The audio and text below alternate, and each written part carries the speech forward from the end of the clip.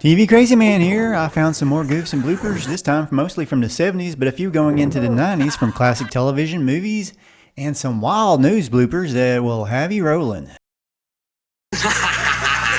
Stay tuned for bloopers and goofs from Coach, Battlestar Galactica, Knight Rider, Tim Conway, Happy Days, and William Shatner, and lots more.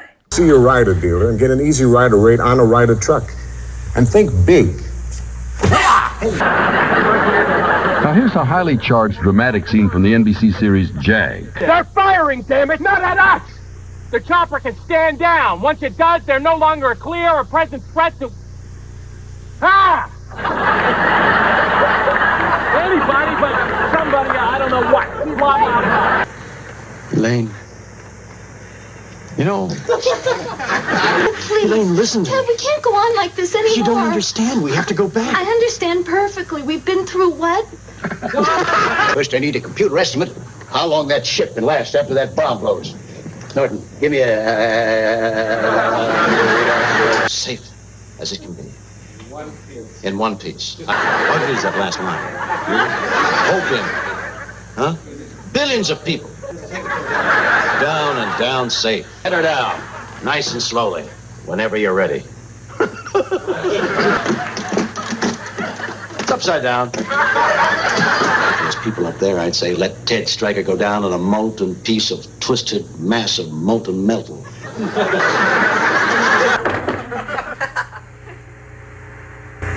What's his name? And she has been spayed, and here she is. Isn't she beautiful? She is going to be destroyed 100 yards away. Let's try it again. Oh! All right.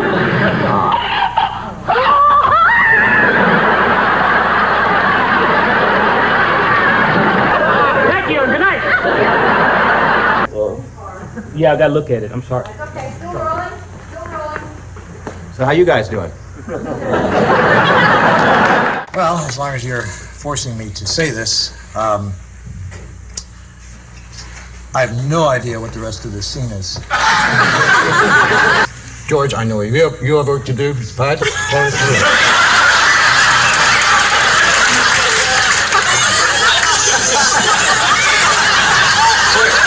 why do you have to pick tomorrow night? Why do you have to pick tomorrow night? I mean, that's when Fred and myself and Tommy, yeah, sure. You know Tommy. Fred and I are finished. What about Tommy? Yeah. Him too. Windows out, huh? Emily, what's the big deal?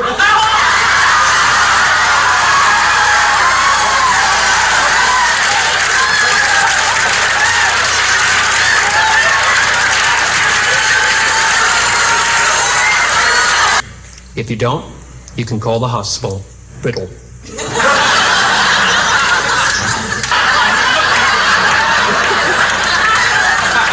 How did she do that? How did she do that?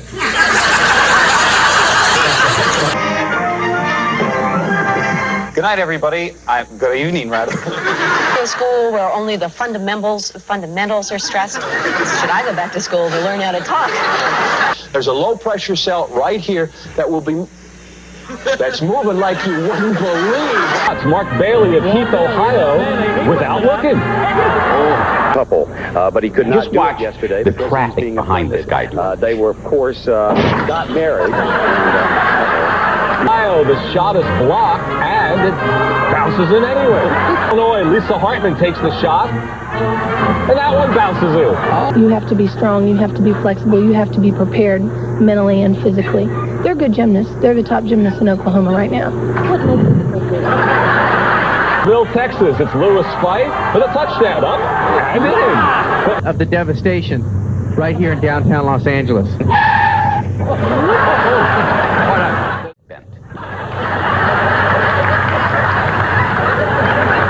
Don't mug the camera. Census count is in, so all the supervisors have about the same amount of people per district. Turning on the lights again now. When things don't go exactly as planned, off the high bar. Watch the background in this shot. Forcing 3 judges. One problem. None of the defendants were notified. Territory.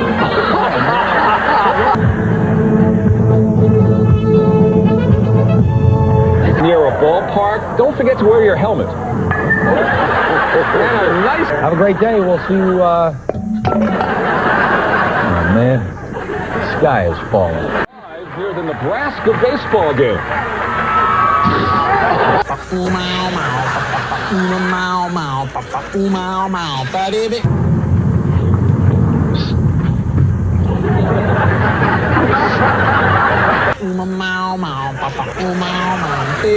It's as clear as water. It's muddled is what it is. No, it's just, I don't want to listen. Funniest sound I ever heard. Chip in and we...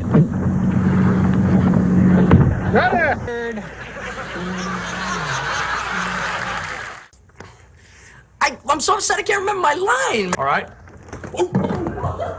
I forgot about that. Can you do that?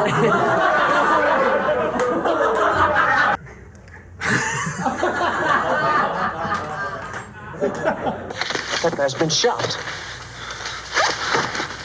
I want you to stay here. What are you going to do? I'm going to go see what I can do. Ralph, be careful. I will.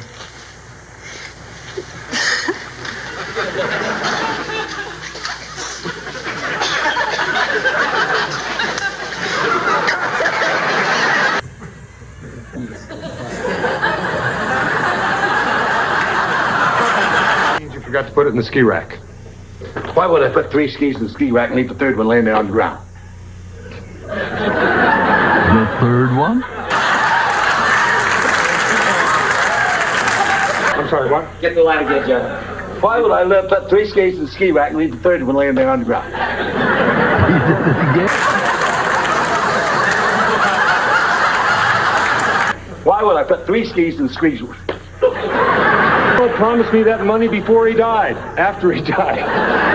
When did he promise me the money? Before he died. Yeah, damn near have to be. Why would I put 3 skis in the ski rack and leave the third one laying there on the ground? Bunk about male menopause. I mean, I'm not even sure whether it exists.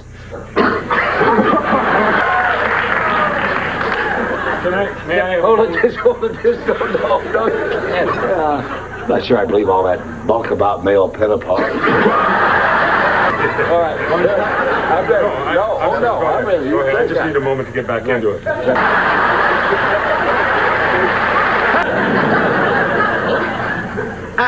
Why would I put 3?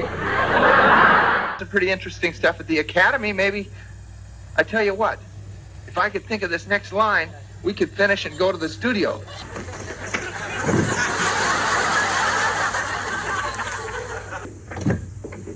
Who are you? I'm Mr. Magnum.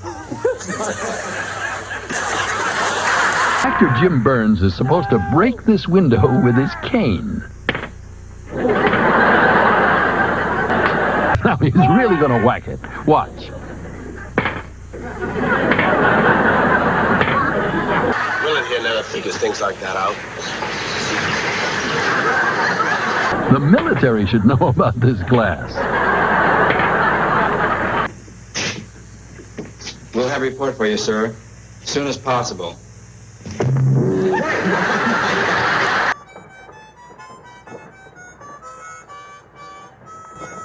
In John Wayne's Western The Undefeated, a truck somehow manages to drive through the Old West.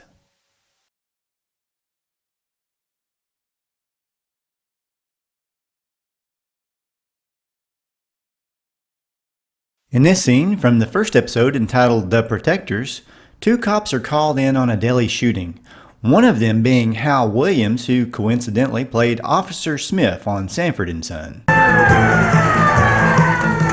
Before the officer driving the vehicle immediately jumps out, let's take another look at their arrival.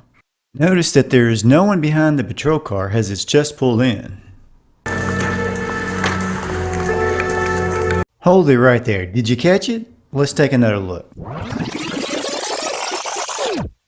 Out of nowhere, there's a real police officer directing traffic, and he set up cones and everything within the 2 seconds it took the officer to get out of the car. Believe it or not. Let it drop. In the episode, The Witness. Hooker and Romano chase a bad guy busting through a fenced-off area into a concrete river where there shouldn't be anybody, and yet they pass what looks to be a camera crew. It almost seems as if they were filming us while we were watching their film. Strange, the bizarre, the unexpected. Believe it or not. In the episode, King of the Hill. Romano and Hooker are dispatched in pursuit of a robbery suspect. They turn on the lights and shoot off in a burst of speed, only to be passed by a civilian. In the episode, Blind Justice. Hooker and Romano are blocked by a station wagon in pursuit of a suspect. But strangely, the station wagon appears to be parked in front of Hooker and on the curb at the same time, and back in front of Hooker. Telling you the truth. You've got to trust us. There's nobody left. On the episode, The Connection. This drug dealer must have been sampling his own product because he keeps trying to put his mask on upside down. In the episode Partners in Death, Stacy and Corrigan just do a spin out and the car catches fire for no reason and explodes. And then in the last episode of the series, Deadly Force, bad guys shoot at a van's doors and somehow the van explodes. I wonder what was on the other side of those doors. On the episode Street Bait, notice that Corrigan is in his civilian clothes before the gang rushes out to try and save a girl from a deranged psycho. The girl happens to live in the bewitched home of the TV family the Stevens. Perhaps they sold it in the 80s. Notice that Corrigan is still in his street clothes. When Hooker gets knocked off the suspect's vehicle doing that grab onto a moving car bit he always did, Corrigan is now wearing his police uniform as if he did one of those lightning fast Superman type changes. A few seconds later and Corrigan is back in his civilian clothing.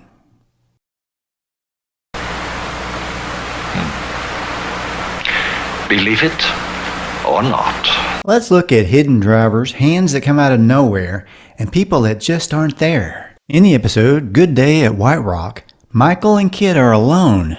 Or are they?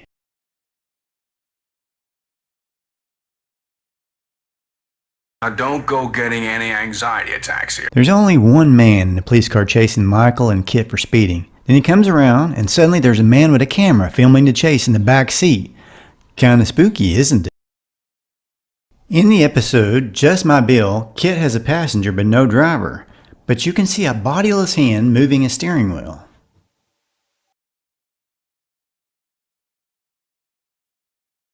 In one of the coolest episodes of Knight Rider, Kit meets his evil twin Car, who in this scene ejects his only human passenger.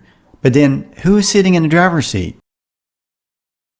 Speak English, huh? In the episode Night Moves, you can see somebody hiding out in Kit.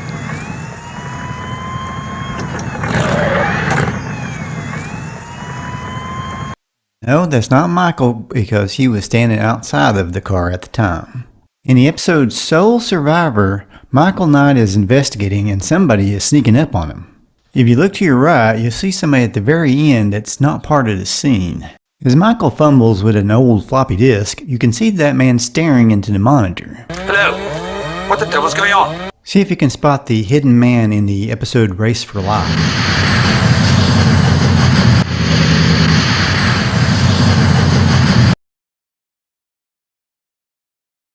You could say this is very unusual.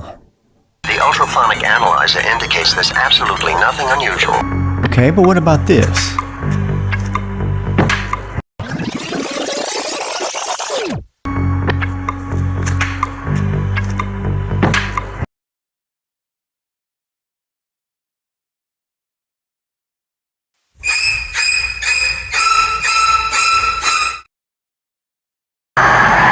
There's those hands again, and Michael's not driving. Could be extraterrestrial. Are you from outer space? I've come to collect you, Earthling. What is that? It looks like a purple people eater to me.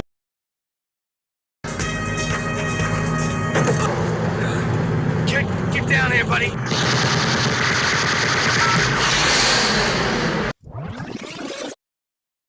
Wait a minute. If Michael is here, whose finger is hitting the turbo boost? In the best episode of the 4th season, The Scent of Roses, there's a clue as to where that guy's hiding. Notice how big the seat looks in the back. And I bet that's some kind of glass mirror somebody could see through.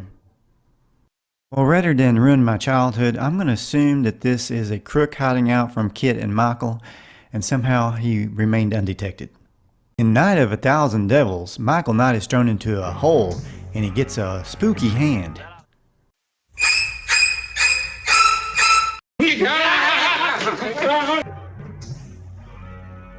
Now, we were told throughout the series that Kit was indestructible, except when he wasn't. Every new season first episode premiere resulted in Kit being trashed in order so he could be upgraded in some way. But regardless, Kit was pretty tough. He was bulletproof, able to take missile blasts most of the time, unless they happened to go up his tailpipe. But generally speaking, Kit was indestructible to common ordinary physical force. Unless, of course, it was a goof that somehow slipped by. Like in the episode Good Day at White Rock, where some bikers are attacking Kit, and his paint job is suffering damage that could normally take a rain of bullets without a scratch. Now here you can see paint chips flying off into the air. In the episode Slammin' Sammy's Stunt Show Spectacular, it looks like Kit's about to do a nosedive, but then they cut to a different shot. I wonder if it looked a little something like this. In this jump from the episode Just My Bill, Kit's nose looks a little wobbly. You know, I don't blame her for screaming. I found it a little upsetting myself. No, any thoughts? No, but I'll think of something. In the episode Not a Drop to Drink, Kit's front end seems to get a little bit mangled.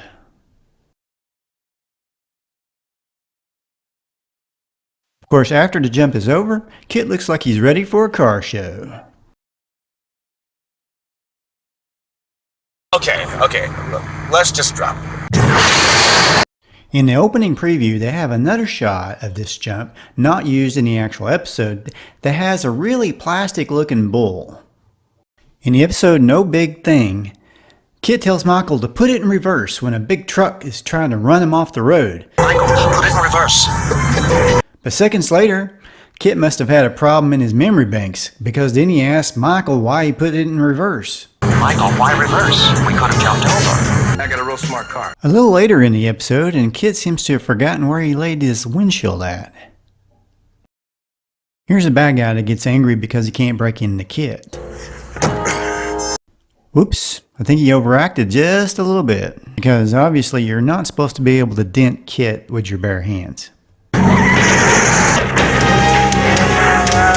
In the episode Goliath, where Kit gets destroyed by a big rig with his level of indestructibility, the toy model that takes the hit doesn't match up with the damage on the real car later in the episode.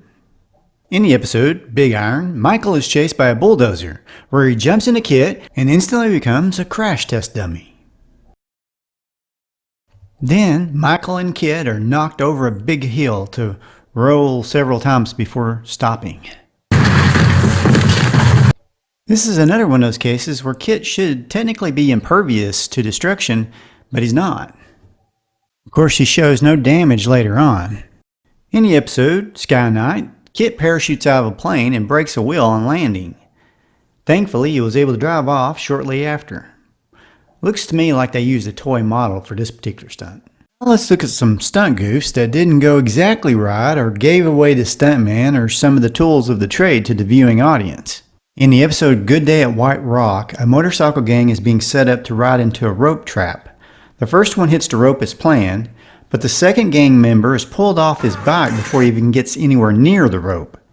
If you have a good sized screen, you may be able to actually see the line behind him that yanks him.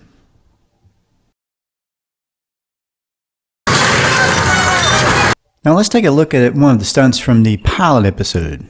In the demolition scene, a kid hitches a ride with Michael Knight after it's too late to drop the kid off, because they're right in the middle of the action. You know? What are you doing here? You're supposed to be with your mother. This is much more fun. What?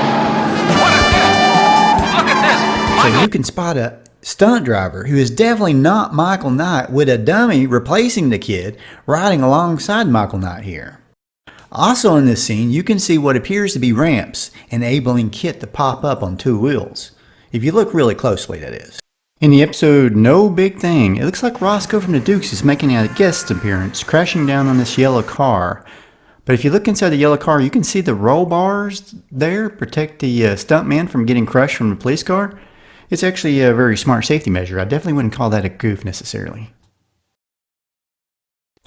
Also in that episode, Devin, Michael's boss, gets to do a stunt for a change. First thing you may notice is that his passengers are replaced with stuffed dummies. Which also means, of course, that Devin was replaced with a stuntman.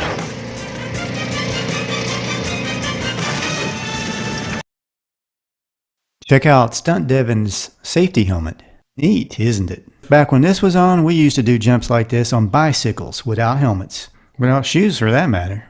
In the episode Trust Doesn't Rust, Michael is hanging on for dear life on the outside of Kit's evil twin car. Inside Car is a bad guy and Bonnie. Michael jumps onto Kit, but later we can still see Michael's boots in Car's rear window as if he were still there, hanging on for dear life.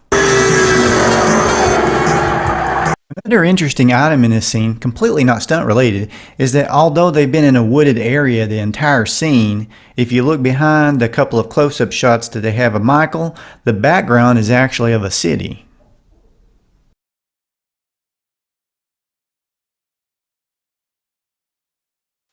Okay, spoiler alert for the next one here.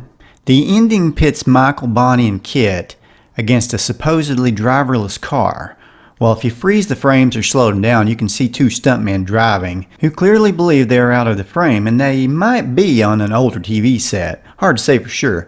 But the really weird thing happens when Car goes off the cliff, and they use a shot from the 1977 movie The Car, a vehicle that doesn't resemble a Trans Am at all.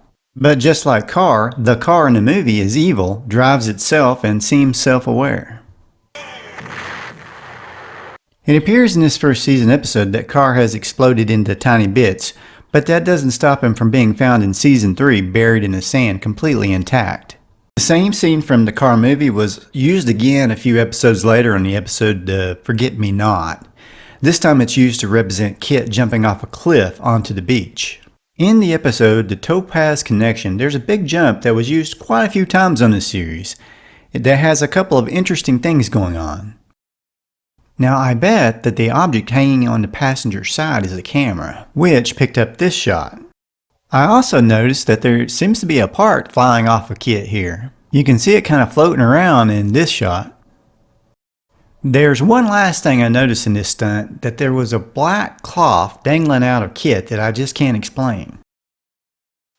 In the episode, a nice and decent little town, after some bad guys flip a car, and it's come to a complete stop on its wheels, by the next shot, it's turned on its roof.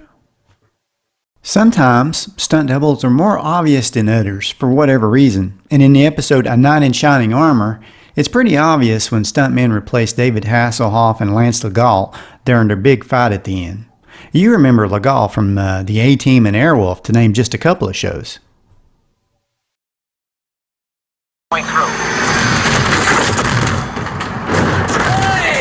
In the episode Speed Demons, it's noticeable that there's a stuntman replacing David Hasselhoff if you're looking real close.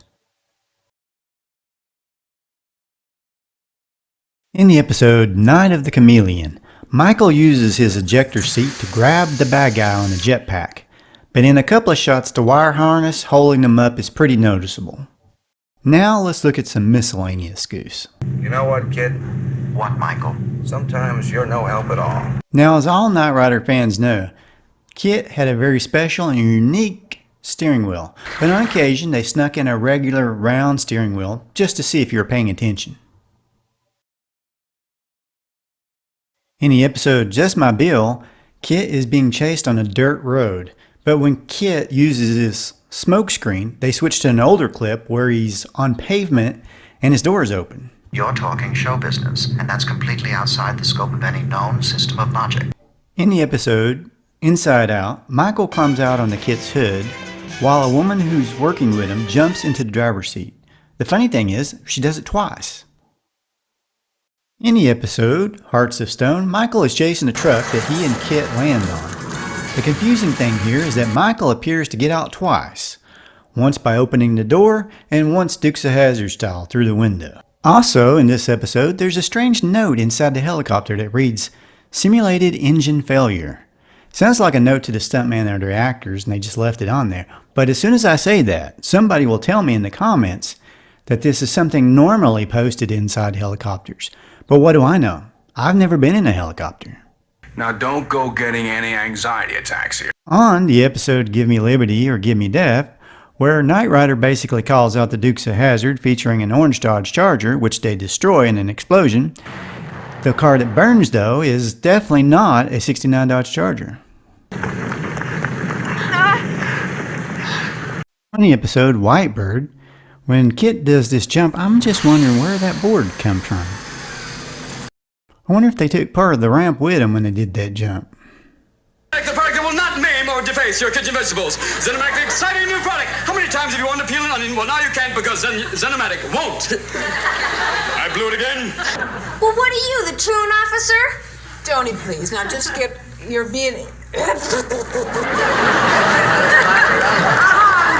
Talk through here, maybe. You can hit it, you can throw it, you can even kick it because it won't do nothing. That's right, it won't do nothing, and that's really... Well, let's move on. Nothing. All right, I will tell you. Yes? Tell us. Let's start over. Zenomatic from the people who brought you frozen... 1 second. You know, we were doing the same thing 20 years ago tonight. Did you sneeze then? No, but somebody's in the... Can I go back 1 second? Because I forgot one really funny line. It'll be really quick. Huh? The hangout will be dry.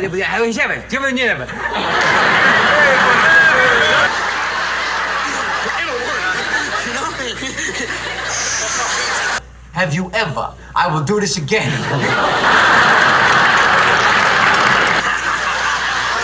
I think we've lost it. Stay tuned for crazy moments and theories that no one has ever dared speak of as we go back to the 50s or the 70s, depending on how you look at it. Before we get into time, what about space? Did you ever notice that it appears as though the guy's restroom occupies the same space as the girl's restroom? After the 3rd season, the fellows would go into the restroom and take a right, which would mean they were walking over the girl's restroom. Unless I'm mistaken, the sinks in the men's restroom would be about where the girl's restroom door should be. Believe it or not. Well, there's no reason to get that upset about it. It's still a great show. Happy Days runs roughly through 1955 to 1965. In the first couple of seasons in particular, things felt really accurate to that time period, but as time went on, things started to change, especially in the 3rd season. Is it a coincidence that 1957 was the year that Fonz and the Happy Days gang were lost in time on the cartoon series? Why that particular date? When on the regular series, they were well into the 8th season and in the 1960s. Could have been because Richie and Ralph were no longer on the show by that time. But I do wonder. Like he's got girl problems. What makes you think you're so smart, Chuck? Remember Richie's brother Chuck, who, if I'm not mistaken, was completely written out of the show by the 3rd season? Could the time-traveling Happy Days gang have accidentally erased Richie's brother Chuck from existence? Chuck was played by 3 different actors, counting the Love American-style pilot. It was almost as if Chuck's entire existence was unstable at best. You unlock this door with the key of imagination. That's incredible. In the pilot episode, the diner where everybody hangs out was named Arthur's. In every other episode, the name was Arnold's. Strange, since Fonzie's first name was Arthur. I wonder if it's connected somehow. Hey, why'd you change your name? Sign's very expensive. You know how many letters in Takahashi? In the first season episode, Guess Who's Coming to Visit? The Cunninghams watch an episode of The Untouchables. But that show didn't air until 1959, and the first season of Happy Days is supposed to be occurring in 1955. Could this be yet another hiccup in the time stream? Oh, humor. Yeah, I'm definitely not ruling out Mork as the cause. Of course, he traveled from 1979 to the 50s, or was it 60s, to visit the Cunninghams.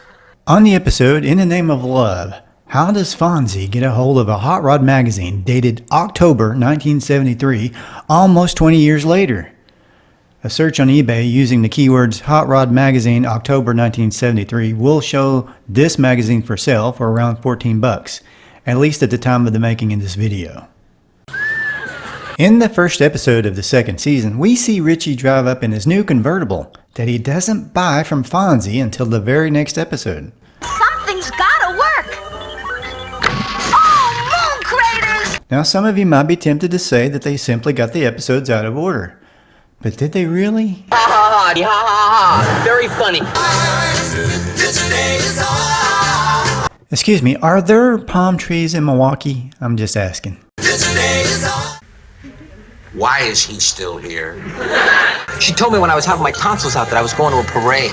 Now we come to something even weirder. In the season 2 episode Haunted, Fonzie tells Richie he had his tonsils out when he was a kid. But in season 5, Fonzie has his tonsils removed again in the episode The Fonzolectomy. I think I said that right. History has apparently been changed. Oh, my old man took off when I was 12 years old. I haven't seen him since. I know an old man who split when I was 4 years old. Wrong. The Fonz is wrong. I was ruined. Obviously, the Fonz couldn't be wrong, especially about something as important as this. Leaving time travel is the only reasonable explanation. Why is this woman wearing 70s style bell bottoms in the 1950s? Of course, the only logical conclusion one can make is that she has to be a time traveler. Cosmic comets, I found the problem! Rich, remember the $1 I loaned you last week? In the episode Kiss Me Sickly, there's another strange character that seems to appear everywhere at once. He's seen on the floor of Arnold's and sitting behind Richie a second later. Notice he seems to be eyeing Richie for some reason. Fonz is about to play a new machine. Who walks out? Nobody, Fonz, nobody. In the episode Fonzie Moves In, the pinball machine Fonzie is playing changes design when Fonzie and Richie are leaving Arnold's. Plus, the people that are sitting behind them have changed. This strange morphing pinball machine anomaly takes place again in the episode Arnold's Wedding. Don't Arnold! Takahashi! Did you know that Pat Morita taught Richie Cunningham the martial arts years before the Karate Kid? Believe it or not. Did you know that Ron Howard went on a date with Cindy Williams as Shirley on Happy Days, and he dated her on the movie American Graffiti, and they played as a married couple in its sequel? In the episode The Book of Records, Howard is reading a newspaper that appears to be from the future. Check out the 70s automobile. I would be tempted to assume that Mork left it after a return from 1979, but he doesn't show up until the next season. Well, I don't have to come back to Earth. I live on Earth in the year 1979. So it must have been left over from the time travel adventures of Fonz and the Happy Days gang when they returned to 1957. Whoa! In the episode The Apartment, Potsy is reading a Superman comic book that won't be out until 1974. This could have been left by Mork because I think he was a Superman fan after all. I don't know. I'm pretty confused. So am I, Lois. So am I. In the episode Fonzie's Baptism of Season 4, where we should be somewhere between 1959 and 1960, there's 2 later model cars shown outside the church where Fonzie is at. When you enter the time tunnel, almost anything can happen. By the 6th season, it was apparent that time travelers from the 70s had taken over Milwaukee. See how many of them you can spot dancing on Arnold's floor. Like this Mike Brady clone. I'm pretty reasonably sure that nobody in the 1960s had hair that was over their ears. Well, I mean men, of course. Of course, Potsy's hair was definitely out of 1979. Sit on it, Potsy. Well, I didn't mean to get that started. It seemed like everybody was always picking on Potsy. Here's a power you didn't know the Fonz had, I bet. Ralph is alone. The Fonz comes in, knocks the wall, which turns on the lights. He walks towards Ralph, and food that was previously on one of the tables has either vanished or completely disintegrated by Fonzie's knock on the wall.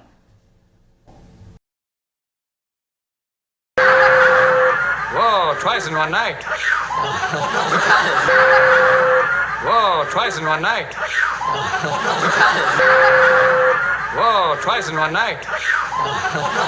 If you believe this man, he's gone blank as I am. TV Crazy Man here. In this video, we take a look back at Battlestar Galactica's hilarious bloopers, crazy goofs, and some amazing fun facts.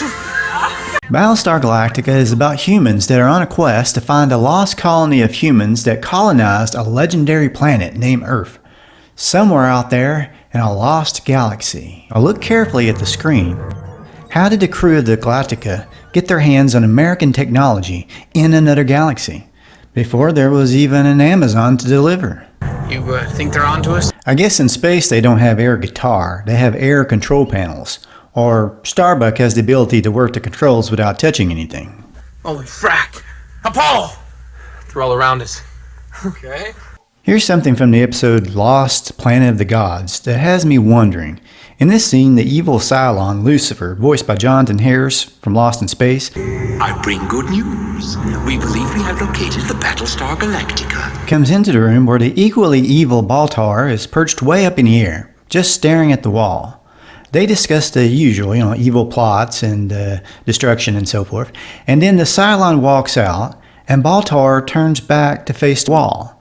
I just keep wondering, does he just stare at the wall all day long while thinking up evil plots? Or does a movie play on the wall when the Cylons are gone? If you believe that, I have some land in Florida I'd like to show you. In Lost Planet of the Gods Part 2, they used obvious stand-ins for the long shot of the pyramids, but it gave us magnificent shots that really add to the scale of the episode. It's actually very impressive that they would send a crew all the way to Egypt to get these cool shots for a TV episode. I read that they actually had a guy stand in for Jane Seymour because they had to use a local, and the Egyptian law prohibited local women from wearing men's clothing. Apparently a man wearing a long-haired wig impersonating a woman was okay though. Keep in mind, that's just what I read on IMDb, so take that with a grain of salt. Probably the safest way to smoke is to never actually light up the cigar. I would say maybe cigars don't put out smoke in space, but I have seen other times when Starbucks smoke did fill the room. I hesitate to mention smoking the last time a few people accused me of creating anti-tobacco propaganda. You humans are emotional. On the episode, The Long Betrayal, it looks like Starbuck is about to land on a planet that has zero plant life, but then he lands almost on top of a green bush. Well, don't worry, I'll talk about the things I love about the show after I get through the goose. I may not find your incessant talk fascinating. Cantera, I doubt if I'd be given an enema. On the episode Gun on Ice Planet Zero Part 2, on a world filled with clones, it's sometimes necessary for extras to put on masks. But there are times when they get a little too close to the camera. Now I almost think they should have just went with blonde wigs and left it at that. Bye. Absolutely stunning. Way back on Terra, I doubt if I'd even be your license to the voice he'd be. Oh, don't get me wrong, the effects of the show were very cinematic, usually far above the average TV show of the day, but not necessarily in this case, at least not if you're viewing on a high-definition television of the day. Here you can see the wires holding up Apollo and Starbuck, who are supposed to be floating in space. I lightened the pictures up just a bit so it'd be easier to see on a small phone screen. Keep your eye to the upper left and you can see where the wire is attached to Apollo. We're gonna have to work fast.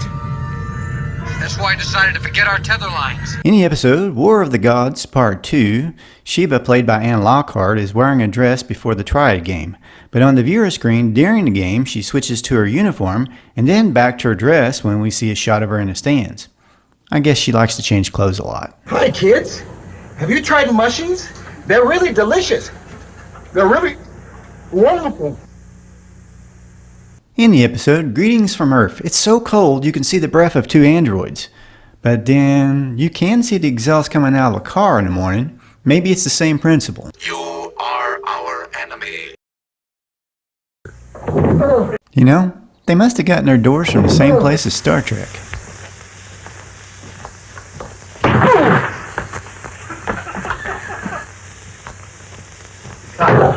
Let us remember him not only as a warrior. Rifleman star Paul Fix has the most challenging role an actor can face.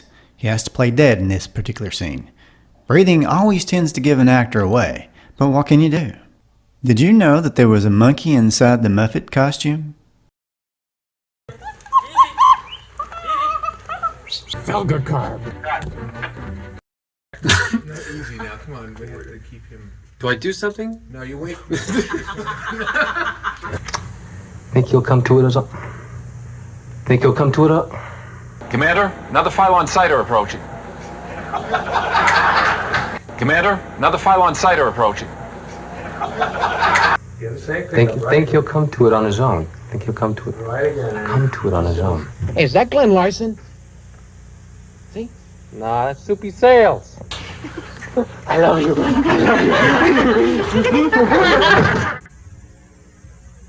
The last Battlestar Galactica leads a ragtag fugitive fleet on a lonely quest for a pickup next season. When the series made a comeback in 1980, the format had changed just a bit with changes in cast, and with the Galactica finally finding Earth. In this scene, featuring Troy, aka Boxy, grown up, played now by Adam 12's Kent McCord, and Dylan, played by Barry Van Dyke, son of Dick Van Dyke, the two visitors from space ride futuristic motorcycles that fly. But before they take off, you could see one of the wheels wasn't moving. Probably because at this point the two actors and their motorcycles were on a trailer for easier filming. They threw in a lot of awesome elements in the first few episodes, including time travel where they went back to World War II, which leads us to this interesting goof. First we see the Nazi soldiers discussing the usual evil plots to win the war when they all head for the bunker, and suddenly we see a huge crowd. Then from another perspective, the crowd has shrunk, including very noticeably one woman in the gang has totally disappeared. Believe it or not. The situation did not compute. They use the same type of wiring in this season, which you can see easy on TV today, but then it probably blended in really well back on television sets back in 1980. I lightened it up again so you could see the wires a little more easily. By your command. I'm sorry if you are displeased. Hey, you want a lift? Laura Parker from Dark Shadows is coincidentally dressed as a vampire for Halloween. What an interesting coincidence. When she calls out the two Cylons. Notice she has regular teeth, but when she gets out of the car to greet them, she has fake vampire teeth. Now can you imagine somebody stopping a car to greet strangers at night these days? Well, that's it for now. Please subscribe, hit the bell, and comment. Let me know what you think of this batch of bloopers and goofs. Thanks, and have a great day.